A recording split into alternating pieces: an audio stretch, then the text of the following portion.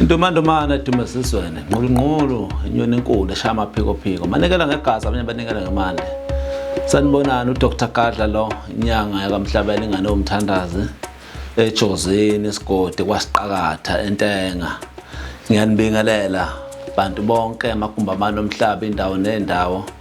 Ngiyanibingelela. Namhlanje sizokhuluma ngesithunywa. Sizohlaziyela abantu ngesithunywa ngemoya. Isithunywa yinto eqala kumuntu esemncane, ihamba izifike ihamba ngegaba zakhona. Kafishane mawunaka ingane mazidlala sencane kuba nengane edlala yodwana isikhathi esiningi. Idlale ngento ezithize nje ecishe zibe ingozi noma igandela imuthi noma ithi yelapha yenza konke lento eyenzayo. Kuhambe kukhule ufike nemayilele ikivuka ebusuku ilele ihambe.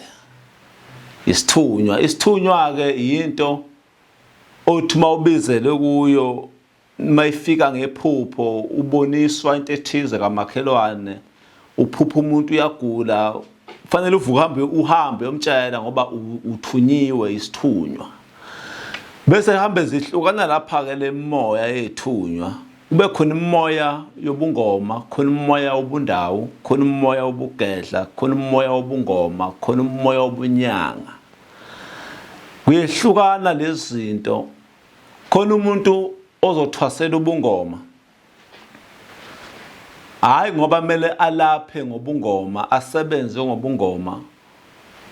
Mele ahlambulule umoya wobungoma. Agcine usiko lobungoma. Hayi ukuthi asebenze ngobungoma. Hayi ukuthi asebenze ngekhambi ngeswasho ngamanzi. Aqhubeke ngomsebenzi wakhe awusebenza ama uthisha aqhubeke ngabe uthisha. Uthwasela lo moya wobungoma. Sokugcwele izangoma eziningi manje nezingane ezincane ungasazi ukuthi ihlobo lule moya ukuthi abantu bayalahleka badidekile. Kukhona le moya ofuna uyithwasela ungabe ungayisebenzi. Kanjalo nasebunyangeni uyawugcina usiko bokunyanga hayi ukuthi usebenze ngobunyanga. Bese kuhamba kuyashiyana othola umunye umuntu oyinyanga akhone ukusebenza umsebenzi awufundele noma awuthandayo. Akhone futhi ukusebenza ngobunyanga, ahlele isikhathi sale zinto ukuthi usebenzisa kanjani. Komunye elinye idlozi lakho umuntu mayifika lento alifuni ukuthi asebenze umlungu, alifuni ukuthi asebenze anything noma yini ekhona, edinga ukuthi asebenze ngalobunyanga kuphela. Uzuthola abantu abaningi bahambe bashayeka bahlupheka ingoba balahlekelwa ukungaqondi ukuthi yini isithunywa, yini imoya. Kukhona imoya yobugedla, khona umuntu ongamele athwasele ubugedla, khona umuntu ongamele athwasele ubunyanga, khona umuntu omele nje ahlanjulule isithunywa. Njengomthandazo imvamisa abathandazi bahlambulula isithunywa. Aphupha umuntu asemanzini, aphupha umuntu esehlane. Sekufika isikhathi mhlawumbe uzaleke embethe lo muntu. Akudingi ukuthi aze ayothwasa, cha. Udinga ukuthi ahlanjululwe isithunywa ukuze sibhoboke, ikhulume kahle lento ngoba isuke ikhuluma vele imtshela ukuthi yenzani. Awuphuphani yini ayibonayo emaphusheni aboniswa yona.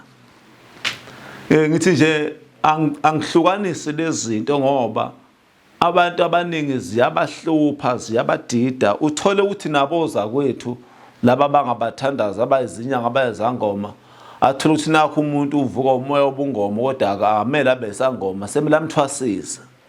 Cha, athwase kumuntu ahlale angasebenzi bese kuthiwa uvala ugobela. Cha, akavaliwe lo muntu. Bekumele ayithwasele lento, ayihlambulule lento, hayi ukuthi abe yiyo, hayi ukuthi asebenze ngayo. Ningizwe kahle bakwethu.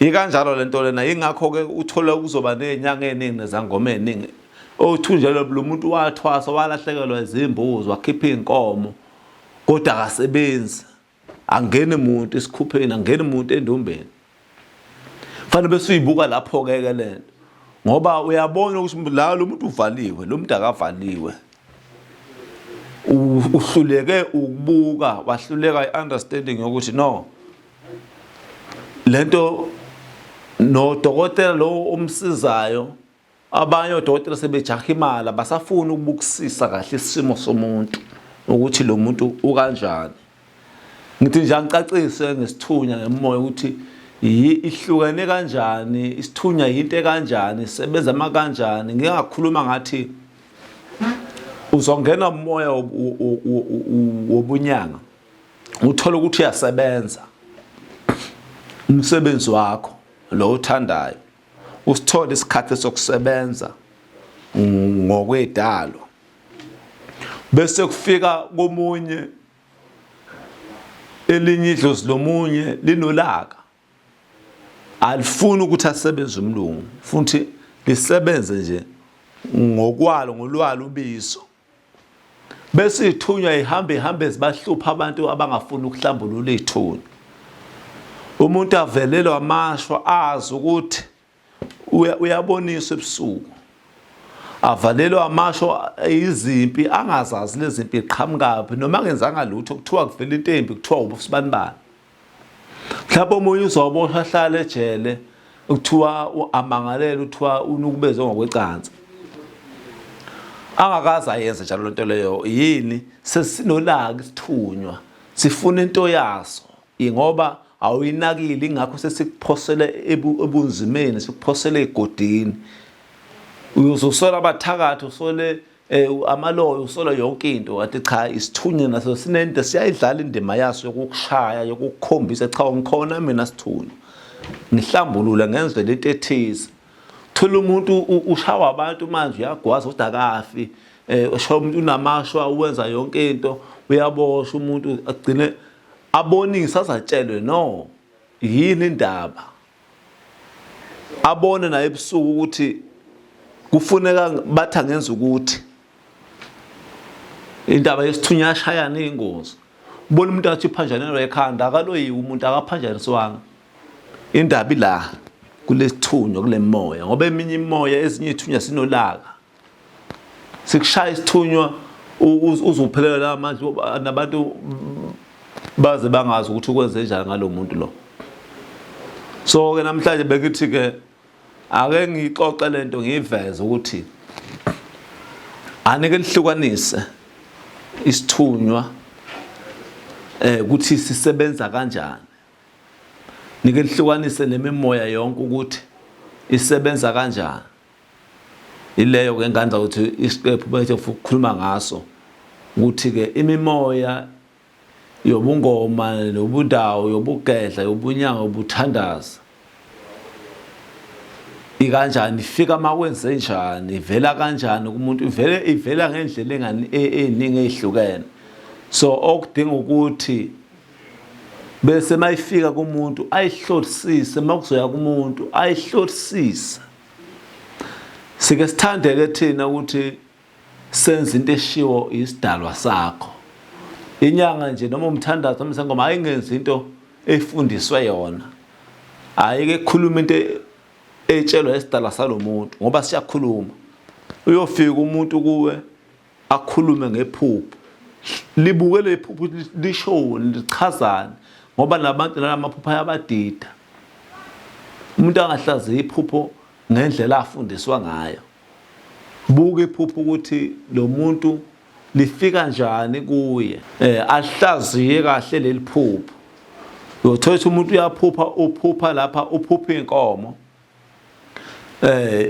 inkomo sithi amadlozi uma uphupha inkomo buka ke manje ukuthi leliphupho uma uliphupha uliphupha wenze njani zenzani lezi inkomo omunye uzophupha inkomo kulezi inkomo meyiphupha aphupha ngathi usehlanu sendaweni yangamasimu meyiphupha le ndaba uyobona into eyidrink abona into ewutshwala eyibhodlela katshwala ivaliwe ihlukanisa lento ngoba obvious idalwa sithi zomele ngisemasimini lapha babelima ogogo nomkhulu ufuna umphahlo lomuntu ihlukanise lapho ukuthi mphahlele makuvela ubhiya kuvela kumele kube nomsebenzi inkomo amadlozi afuna umsebenzi wenzela umsebenzi kodwa makuzovela utshwala umqombothi yazi ukuthi ke manje kunesifo idalwa zikuvezela ingozi kodwa mezoveza utshwala lobu besilungu